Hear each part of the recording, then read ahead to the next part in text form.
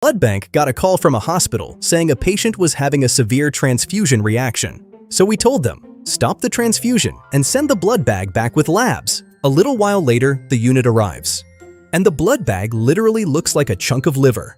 Completely solid, dark, clumpy, absolutely horrifying. So we call the nurse and ask, how exactly was this blood warmed before transfusion? And she goes, oh, we warmed it in the microwave. The microwave, not a blood warmer, not approved equipment.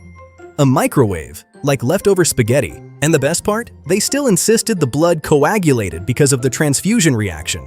And definitely not because they microwaved the blood like a hot pocket. Every blood banker listening to this just lost another year off their life.